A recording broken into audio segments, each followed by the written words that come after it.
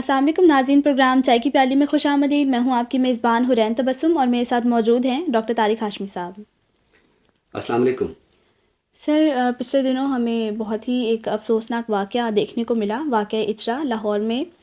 کیا دیکھنے کو ملتا ہے کہ ایک خاتون جنہوں نے عربی خطاطی یا عربی حروف والا لباس پہنا ہوا ہے، تو ان پہ توہین مذہب کا الزام لگا اور پھر اس عورت کی کس طرح سے جاں بخشی ہوئی، یقیناً ہمارے ناظرین اس سے باخبر ہوں گے۔ تو سر، یہ جو ایک واقعہ ہوا تو جاننا چاہوں گی کہ آپ اس کو کس نگاہ سے دیکھتے ہیں، اور دوسرا میں یہ جاننا چاہوں گی کہ کیا عربی جو ہے وہ اتنی ہی مقدس زبان ہے، اور اگر ہم اسی تناظر میں دیکھیں باقی زبانوں کو جس میں ہماری قومی زبان بھی ہے، علاقائی زبانیں بھی ہیں، تو اس تناظر میں ہماری جو دوسری زبانیں ہیں ان کا کیا سٹیٹس ہے؟ یہ واقعہ جیسے کہ آپ نے بتایا کہ بہت افسوسناک ہے، افسوسناک بھی ہے، المناک بھی ہے، اور میرے لیے تو حیرت ناک بھی ہے۔ یعنی حیرت ناک اس لحاظ سے کہ اب ہم دیکھ رہے ہیں کہ اس طرح کے واقعات جو ہے وہ تسلسل کے ساتھ ہونا شروع ہو گئے ہیں، اور جب اس طرح کے تشدد بھرے واقعات کسی سماج میں کسی ایک نقطے کی بنیاد پہ بار بار ہونا شروع ہو جائیں تو یہ بہت ہی خطرے کی بات ہوتی ہے۔ دیکھیں حورین، کسی بھی سماج میں جو حساسیت ہوتی ہے نا، اس پہ کوئی شک نہیں کہ ہر سماج میں مختلف بنیادوں پہ حساسیتیں ہوتی ہیں۔ میں نے پچھلے دنوں ایک کیمپ مینجمنٹ پہ کتاب ترجمہ کی تھی، تو اس میں سینسٹائزیشن ایک باقاعدہ شعبہ تھا کہ آپ نے جب کہیں کیمپ لگانا ہے، امدادی کیمپ، تو وہاں کے جو مقامی لوگ ہیں ان کی جو حساسیتیں ہیں ان کو بھی دیکھنا ہے کہ کس بات پہ وہ چڑچڑے ہو جاتے ہیں، کس بات پہ وہ مرنے مارنے پہ تل جاتے ہیں، کیا باتیں ایسی ہیں جو ان کو بری لگتی ہیں۔ حالانکہ وہ باتیں بعض جو ہوتی ہیں وہ نارمل بھی ہوتی ہیں، لیکن کسی بھی سماج کے حوالے سے وہ سینسٹیو ہو سکتی ہیں۔ اچھا، ہمارے ہاں اب چونکہ یہ حساسیت مذہب کی بنیاد پہ ہے، تو مذہب تو ایک بڑی اعلیٰ قدر ہوتی ہے، تو اس کی بنیاد پہ ہم اگر اس طرح کی حساسیت کو تشکیل دے کے آئے روز جو مرنے مارنے کے واقعات ہیں ان کو تسلسل دیں گے، تو ظاہری بات ہے کہ اس میں جو مذہب ہے اس کے حوالے سے بھی عالمی سطح پر ایک شکوک و شبہات جنم لیں گے۔ اس مذہب سے جڑا جو سماج ہے اس کے حوالے سے جو ایک نفرت ہے یا غصہ ہے وہ بھی جنم لے گا، بہت سارے جو سوالات ہیں وہ بھی جنم لیں گے۔ اچھا، یہ تو میں کہہ رہا ہوں کہ جنم لیں گے، حقیقت تو یہ ہے کہ جس تسلسل کے ساتھ یہ واقعات ہو چکے ہیں، تو یہ چیزیں عالمی سطح پر ہماری جو بدنامی ہے یا رسوائی ہے اس کا سامان کر چکے ہیں۔ تو میں سمجھتا ہوں کہ اب ہم جس مرحلے پہ آ گئے ہیں، ہمیں ایک طرف تو اپنے سماج کی جو تربیت ہے وہ کرنی چاہیے۔ سماج کا وہ فرد جو کم پڑھا لکھا ہے یا اس کی مذہب کے ساتھ جڑت جو ہے وہ حساسیت کی بنیاد پہ ہے، اور یہ بھی ہم دیکھتے ہیں کہ جو عام افراد ہیں وہ مذہب کے ایک مخصوص طبقے کے زیر اثر ہوتے ہیں۔ وہ بہت کم ایسا ہوتا ہے کہ علماء کے قریب بیٹھنے والے ہوں یا اہل دانش کی باتیں سننے والے ہوں، وہ بس مذہب کی کوئی بھی باتیں جو معاشرے میں عام ہو جاتی ہیں، کتابوں کی بنیاد پہ، رسالوں کی بنیاد پہ، عقائد کی بنیاد پہ، تو وہ ان کو لے کے تو آگے چل پڑتے ہیں۔ وہ اہل دانش سے بہت کم سوال کرتے ہیں، وہ علماء کے قریب بہت کم بیٹھتے ہیں۔ تو یہ تو ہے اس واقعہ کا ایک پہلو، اور میں سمجھتا ہوں کہ حکومتی سطح پر ایک پالیسی بننی چاہیے کہ یہ جو ایک دم ہجوم سازی شروع ہو جاتی ہے، اور پھر ہجوم وہ کچھ کرتا ہے جو نہ قانون میں لکھا ہوتا ہے، نہ کسی مذہب کے کسی قدر کے ساتھ اس کی جڑت ہوتی ہے۔ ہجوم پھر اپنی مرضی کرتا ہے۔ تو ہجوم کون تشکیل دیتا ہے، ہجوم کیسے تشکیل پاتا ہے، ہجوم کے لوگ اپنی مرضی کیوں کرتے ہیں، تو اس پر ایک فکری بحث بھی ہونی چاہیے، اور میں سمجھتا ہوں کہ سرکاری سطح پر ایک پالیسی جو ہے وہ بھی بننی چاہیے۔ اب جو آپ کے سوال کا دوسرا حصہ ہے کہ کیا عربی زبان ایک مقدس زبان ہے، اور اگر یہ مقدس ہے تو پھر دوسری زبانوں کی کیا معیار ہے، اس کا کیا سٹیٹس ہے، تو میں سمجھتا ہوں کہ قرآن کو اس لیے مقدس سمجھنا کہ اس میں اللہ نے کلام کیا ہے، اس پر کچھ بات ہو سکتی ہے۔ یعنی ایک تو آپ دیکھیے کہ اللہ نے صرف عربی میں کلام نہیں کیا، ظاہر جو دیگر انبیاء تھے تو وہ بھی جو زبان بولتے تھے تو اللہ نے اس میں بھی کلام کیا۔ اچھا، سورہ ابراہیم کی ایک آیت مبارکہ ہے، اس کا ترجمہ یہ ہے کہ ہم نے جو نبی جس قوم میں بھیجا وہ وہاں کی مقامی زبان میں اس نے لوگوں سے خطاب کیا تاکہ لوگ اس کی بات کو، ان کی بات کو سمجھ سکیں۔ تو معروضی سطح پر تو اس میں کوئی شک نہیں کہ قرآن عربی میں اترا ہے، لیکن اگر ہم زمینی حقائق کے تناظر میں دیکھیں تو قرآن اس لیے عربی میں اترا ہے کہ یہ عربوں کی اصلاح کے لیے اس وقت جو ہے اتارا گیا، اور پھر اس کے بعد یہ باقی دنیا کی اصلاح کے لیے موجود ہے۔ تو چونکہ ایک فوری خطاب جو تھا ایک ایسی قوم سے تھا جو عربی بولتا تھا، تو اس لیے قرآن جو ہے وہ بھی عربی میں اترا۔ تو اس بنیاد پہ آپ عربی زبان کو مقدس سمجھیں، یہ میرا خیال ہے کہ مناسب نہیں ہوگا۔ دیکھیے، زبانیں جو ہے وہ جتنی بھی ہیں، جب یہ کہا جاتا ہے کہ ہم نے آدم کو اسماء سکھائے، تو اب اس کے بعد آدم کی اولاد کو جتنے بھی اسماء آتے ہیں وہ اپنی اپنی مقامی زبانوں میں آتے ہیں۔ اللہ تعالیٰ ہمیں اسماء سکھا رہا ہے، مجھے اردو میں سکھا رہا ہے، مجھے سرائکی میں سکھا رہا ہے، ایک پشتون کو پشتو میں سکھا رہا ہے، ایک سندھی کو سندھی میں سکھا رہا ہے، ٹھیک ہے۔ اچھا، پھر آپ یہ دیکھیے کہ جب ایک بار یہ فرما دیا گیا کہ کسی عربی کو کسی اجمی پر فوقیت نہیں ہے، تو عربی اور اجمی کیا ہیں؟ زبانیں بولنے والے ہیں نا۔ جو عربی ہے وہ عربی زبان بولتا ہے، اور جو اجمی ہے وہ عربی زبان کے علاوہ زبان بولتا ہے۔ تو جب کوئی فوقیت نہیں ہے تو پھر اس کا مطلب یہ ہوا کہ وہ جو زبان کی فوقیت کا جو تصور ہے وہ منہدم ہو جاتا ہے۔ تو زبان جو ہوتی ہے وہ مقدس ہوتی ہے، لیکن ہر انسان جو زبان بولتا ہے وہ اس کے لیے مقدس زبان ہے۔ تو اب اس بنیاد پہ اس خاتون کو ہراساں کرنا یا تشدد کرنا کہ اس نے ایک ایسا لباس پہنا ہوا تھا کہ جس پہ عربی خط آتی تھی، اور اس نے ایک لحاظ سے عربی زبان کی توہین کی ہے یا کلام اللہ کی توہین کی ہے۔ اچھا حرین، ہم نے چند روز پہلے کچھ لباسوں پہ گفتگو کی تھی۔ ایک ایسا لباس کہ جس میں اب اردو خطاطی جو ہے وہ شروع ہوئی ہے، اور ہم نے اس پہ خوشی کا اظہار کیا تھا کہ اس سے پہلے تو ہمارے لوگ وہ قمیضیں پہنتے تھے یا لباس پہنتے تھے کہ جن پر کوئی انگریزی زبان میں کچھ لکھا ہوتا تھا، فرانسیسی زبان میں لکھا ہوتا تھا، اور لوگوں کو یہ پتہ بھی نہیں ہوتا تھا کہ یہ کیا لکھا ہوا ہے۔ تو ہم نے اس پہ خوشی کا اظہار کیا تھا کہ اب یہ رجحان آ گیا ہے کہ اردو میں خطاطی جو ہے وہ قمیضوں پہ کی جاتی ہے، شرٹوں پہ کی جاتی ہے، اردو کے اشعار لکھے جاتے ہیں۔ جب ہم نے یہ پروگرام کیا اور نشر ہوا تو مجھے عربی بعض دوستوں نے اور فارسی کے بعض دوستوں نے بھی کچھ لباس میرے ساتھ شیئر کیے کہ یہ رجحان صرف آپ کے ہاں نہیں ہے، یہ ہمارے ہاں بھی ہے۔ تو ہمیں ذاتی طور پر تو اس کو ایک خوشی کا پہلو ہمارے لیے ہونا چاہیے کہ ہماری اپنی زبانوں میں یا جن زبانوں سے ہم شناسا ہیں یا جن زبانوں کے ساتھ ہمارا ایک انس ہے، ہماری وابستگی ہے، اب اس میں بھی جو ہے وہ خطاطی شروع ہو گئی ہے۔ تو معاشرے کی میں سمجھتا ہوں کہ ایک ذہنی تربیت ہونی چاہیے کہ یہ جو لباس ہے اس پر تو آپ کو خوش ہونا چاہیے۔ اب اس پر ہم اگر بھڑک اٹھیں اور ہم اس پر ایک تشدد کا سامان کرنا شروع کر دیں تو میں سمجھتا ہوں کہ ایک ناروا بات ہے۔ تو میں اس واقعے کی بھی شدید مذمت کرتا ہوں۔ میں بطور ادب کے ایک استاد کے، ایک لکھاری کے، جو اپنے ارباب اختیار ہیں، ان سے گزارش کروں گا کہ وہ ایک پالیسی بنائیں کہ یہ ہجوم کیوں بن جاتا ہے، ہجوم کیوں اپنا آپ منواتا ہے، اور اس کے بعد جو ہماری عدالتوں کے فیصلے ہوتے ہیں ان میں بھی نرمی اس لیے ہوتی ہے کہ پھر ایک خوف کا عنصر ہوتا ہے، ایک حساسیت کا عنصر ہوتا ہے۔ تو میں سمجھتا ہوں کہ جہاں یہ واقعہ بہت ناروا اور نامناسب ہے، وہاں یہ خیال کرنا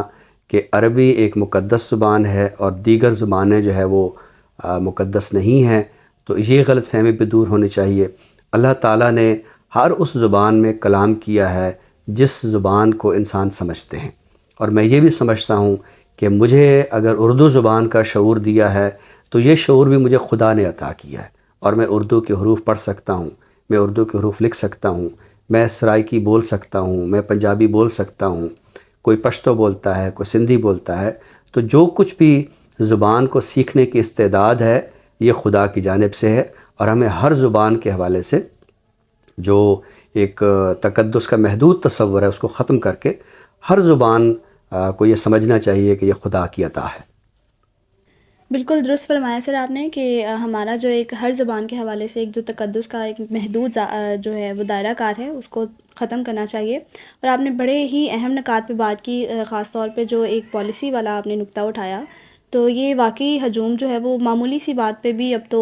ہجوم جو ہے وہ ہو جاتا ہے، اور مشتعل اس ہو پہ جاتا ہے۔ بالکل، اور اس کے حوالے سے جو ہے وہ پالیسی ضرور سامنے آنی چاہیے۔ اسی گفتگو کے ساتھ ناظرین بڑھتے ہیں پروگرام کے دوسرے حصے کی جانب، یعنی تخلیق کی جانب۔ آج ہم بات کرنے والے ہیں ارشد نعیم کے حوالے سے۔ محکمہ ڈاک سے آپ کا تعلق رہا اور ان دنوں مجلس ترقی ادب سے آپ وابستہ ہیں، مجلس ترقی ادب کا رسالہ صحیفہ کے مدیر ہیں۔ آپ کا پہلا شعری مجموعہ رخت دل باندھ لو 1994 میں منظر عام پر آیا، اور دوسرا شعری مجموعہ ایک ستارہ اجنبی کے عنوان سے منظر عام پر آیا۔ تو سر آج ان کے حوالے سے کیا عطا کرنے والے ہیں؟ ان کا دوسرا مجموعہ کلام ایک ستارہ اجنبی اس وقت ہمارے مطالعے کی میز پہ ہے، اور اس سے میں نے ایک غزل منتخب کی ہے، وہ اپنے ناظرین کی نظر کرتے ہیں۔ پہنچ گئے ہیں اب اس عشق کے کنارے پر، پہنچ گئے ہیں اب اس عشق کے کنارے پر، گزر رہی ہے جہاں خواب کے سہارے پر، گزر رہی ہے جہاں خواب کے سہارے پر، میں اپنی دھن میں مگن تھا مجھے خبر نہ ہوئی، میں اپنی دھن میں مگن تھا مجھے خبر نہ ہوئی، پکارتا تھا کوئی دوسرے کنارے پر، پکارتا تھا کوئی دوسرے کنارے پر، میرا وجود بھی شامل ہے ان درختوں میں، میرا وجود بھی شامل ہے ان درختوں میں، جو سانس لیتے ہیں ایک دشت کے سہارے پر، جو سانس لیتے ہیں ایک دشت کے سہارے پر، ملا ہے آج وہ پو پھوٹنے کے منظر میں، ملا ہے آج وہ پو پھوٹنے کے منظر میں، میں ڈھونڈتا تھا جسے شام کے ستارے پر، میں ڈھونڈتا تھا جسے شام کے ستارے پر، گئی رتوں میں میرے دل میں ڈوبنے والے، گئی رتوں میں میرے دل میں ڈوبنے والے، ابھرنے والے ہیں ایک دوسرے نظارے پر، ابھرنے والے ہیں ایک دوسرے نظارے پر، ہمیں خبر ہے کہ اب کے سفر نہیں آسان، ہمیں خبر ہے کہ اب کے سفر نہیں آسان، ہمیں خبر ہے بکھر جائیں گے ہمارے پر، ہمیں خبر ہے بکھر جائیں گے ہمارے پر، پہنچ گئے ہیں اب اس عشق کے کنارے پر، گزر رہی ہے جہاں خواب کے سہارے پر۔ بہت ہی عمدہ غزل آج آپ نے عطا کی۔ ناظرین اسی خوبصورت غزل کے ساتھ ہم بڑھتے ہیں پروگرام کے آخری حصے کی جانب، یعنی کتاب کے تعارف کی جانب۔ تو سر آج تعارف کے لیے کون سی کتاب پیش کریں گے؟ آج ہم جس کتاب کا تعارف پیش کر رہے ہیں یہ کتاب فکشن اور ترجمہ دونوں حوالوں سے بہت اہم ہے۔ یہ ایک ناول ہے، ہمارے سرائکی زبان کے ایک بہت ہی معتبر ناول نگار ہیں رفعت عباس۔ ان کا ناول ہے لون دا جیون گھر۔ یہ اس کا ترجمہ ہے اردو میں جو منور آکاش صاحب نے کیا ہے نمک کا جیون گھر کے عنوان سے۔ رفعت عباس جیسے کہ میں نے بتایا کہ سرائکی زبان کے ایک بہت ہی معتبر ناول نگار ہیں، شاعر بھی ہیں۔ ان کا ابھی حال ہی میں ایک اور ناول نیلیاں سلہ پچھوں، تو یہ ایک بہت ہی عمدہ ناول ہے۔ یہ میرے سامنے جو منور آکاش صاحب کا ترجمہ کیا ہوا ناول ہے نمک کا جیون گھر، یہ ویسے تو ایک ہماری جو مقامی زبان ہے سرائکی میں رقم کیا گیا ہے۔ اچھا، یہ جملہ میں نے اس لیے ادا کیا ہے کہ مقامی زبان سرائکی میں لکھا گیا ہے جب بھی ہم اپنے مقامی ادب کے حوالے سے بات کرتے ہیں تو پہلا تاثر جو ہمارے ذہنوں میں ہوتا ہے وہ یہ ہوتا ہے کہ یہ تو ایک مقامی زبان میں لکھا ہوا ادب ہے کہ جس میں اس زبان کی جو تہذیب ہے یا اس کی جو ثقافت ہے یا اس کی جو روایات ہیں تو ان کا ذکر ہوگا، اور کہانی بھی کوئی روایتی پیرائے میں ہوگی۔ نمک کا جیون گھر ایک ایسا ناول ہے کہ جو فکشن کے جو جدید ترین تقاضے عالمی سطح پر ہیں یا ہمیں اردو زبان میں نظر آتے ہیں، تو یہ ناول ان تمام تر تقاضوں کو پورا کرتا ہے۔ آپ کہہ سکتے ہیں کہ مقامی زبان میں لکھا گیا ایک عالمی ناول ہے۔ اس ناول میں جیسے کہ اس کا عنوان ہے نمک کا جیون گھر، تو نمک کا استعارہ جو ہے اس کو اختیار کرتے ہوئے بہت سارے جو فکری مضامین ہیں وہ اس کی کہانی کے اندر ہمیں نظر آتے ہیں۔ آپ جانتی ہیں کہ یہ جو نمک ہے یہ پاکیزگی کی بھی علامت ہے۔ ہم جب اپنی اسطوری کہانیاں دیکھتے ہیں تو ان میں یہی ہے کہ جب شہر پلید ہو گئے تو انہیں نمک سے صاف کیا گیا۔ پھر آپ دیکھیے کہ نمک جو ہے یہ ایک پریزرویشن کا استعارہ بھی ہے کہ ہم چیزوں کو محفوظ کرتے ہیں تو نمک کے ذریعے جو ہے وہ کرتے ہیں۔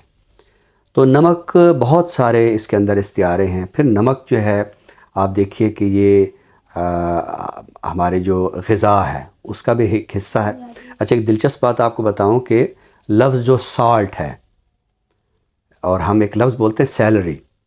تو سیلری جو ہے یہ اس کا ماخذ جو ہے وہ سالٹ ہے، یعنی نمک ہے۔ اسی سے لفظ نمک حرام ہے، اسی سے لفظ نمک حلال ہے۔ تو اگر ہم اس ناول کی کہانی کی طرف آئیں تو ایک تو یہ کہانی اس طرح کی کہانی نہیں ہے جیسے کہ میں نے کہا کہ یہاں سے کہانی شروع ہوتی ہے اور یہاں پہ کہانی ختم ہو جاتی ہے۔ اس کا مرکزی کردار بھی اس کو بھی لونکا کا نام دیا گیا ہے، اور اس میں ایک شہر ہے لونی۔ اب یہ جو لونی کا علاقہ ہے یہ ہمارے یہاں بر صغیر کے بہت سارے علاقے ایسے ہیں کہ جو لونی کے علاقہ کہلاتے ہیں۔ یعنی اس میں رن آف کچھ ایک علاقہ ہے، وہاں ایک 100 مربع میل کا میدان ہے اور یہ نمک کا میدان ہے، تو یہ وہاں کا علاقہ بھی لونی کہلاتا ہے۔ سندھ میں ایک بدین کے علاقے میں بھی ایک علاقہ لونی کا ہے، تو بلوچستان میں بھی کچھ علاقے ایسے ہیں جو لونی کے نام سے ہیں۔ ظاہر ہے کہ چونکہ قدیم زمانے میں نمک کی ایک حیثیت تھی تو بہت سارے علاقوں کے نام جو ہے وہ بھی اس طرح رکھے گئے۔ اس طرح ڈیرہ اسماعیل خان میں ایک علاقہ جو ہے وہ لونی کا ہے، قوم بھی ہے لونی۔ تو اس میں جو لونکا ہے یہ گم جاتا ہے، اور اس کے گم ہونے سے پھر کہانی شروع ہوتی ہے، اور ایک ایسا شہر لونی کا شہر کہ جہاں خدا جنگ اور موت کا اس طرح تصور نہیں ہے جیسے کہ ہم دیکھتے ہیں کہ وقت کی تشکیل کے بعد ہم خدا کے زیر اثر ہیں، ہم وقت کے زیر اثر ہیں۔ تو لونکا کی گمشدگی کے بعد جو ہے اس کہانی کا آغاز ہوتا ہے۔ تو چونکہ یہ لوگ جو ہے وہ اس طرح یعنی مذہب پر اعتقاد نہیں رکھتے، تو لونکا کے گم ہو جانے کے بعد کچھ لوگ جو ہے وہ اسے اس کا ایک مجسمہ بناتے ہیں۔ تو آپ جانتے ہیں کہ مجسمہ جو ہے اس کے اندر بھی ایک مذہب کا رنگ ہوتا ہے، تو لوگ انکار کر دیتے ہیں کہ ہم نے اس کی پوجا نہیں کرنی ہے۔ اچھا، اس پورے ناول میں ایک بڑا دلچسپ موڑ یہ آتا ہے کہ لونی کے علاقے میں محمد بن قاسم آتا ہے، تو اس کے لوگ اس کے یہی کہتے ہیں کہ اللہ اور اس کے رسول کو ہمارا سلام کہیں، لیکن ہم جنگ نہیں کریں گے۔ اچھا، اس ناول میں ایک دلچسپ بات یہ ہے کہ یہ لوگ جنگ کے بجائے ناٹک یعنی کھیل پر یقین رکھتے ہیں۔ یہ کہتے ہیں ہم نے جنگ بھی کرنی ہے تو کھیل میں کریں گے، ناٹک میں کریں گے۔ اور اس ناول کی جو مین تھیم ہے وہ یہی ہے کہ جو کھیل میں کام کرنے والے اداکار ہیں دنیا ان کے ہاتھوں زیادہ محفوظ ہے، نہ کہ ان عسکری افراد کے یا ان جنگی اداروں کے کہ جو یہ سمجھتے ہیں کہ دنیا ہمارے ہاتھوں محفوظ ہے۔ تو اس ناول میں جیسے میں نے بتایا کہ جنگ مخالفت ہے، تو پھر جب یہاں انگریز آتے ہیں تو ان کو بھی وہ یہی کہتے ہیں کہ ہم نے جنگ نہیں کرنی ہے۔ تو یہ ناول، اس کی کہانی ظاہر ہے کہ جیسے میں نے کہا کہ روایتی کہانی کا پیٹرن نہیں ہے، تو یہ میں سمجھتا ہوں بہت ہی سرائیکی زبان کا اہم ناول ہے۔ جس میں ٹیکنیک کی سطح پہ، فن کی سطح پہ جو عالمی معیارات ہیں ان کو سامنے رکھا گیا ہے، اور اب جب کہ یہ سرائکی سے اردو میں ترجمہ ہو گیا ہے تو میں سمجھتا ہوں کہ اردو کے لوگ بھی اسے بڑے شوق سے اور دلچسپی کے ساتھ پڑھ سکتے ہیں۔ بہت خوبصورت، بہت ہی عمدہ اور دلچسپ ناول کا تعارف آج آپ نے پیش کیا۔ ناظرین، اسی کے ساتھ ہی ہم آپ سے اجازت چاہیں گے، نئے موضوع کے ساتھ انشاءاللہ آپ کی خدمت میں دوبارہ حاضر ہوں گے۔ تب تک کے لیے اپنی میزبان حرین تبسم اور ڈاکٹر طارق ہاشمی صاحب کو دیجیے اجازت۔ اللہ حافظ۔ اللہ حافظ۔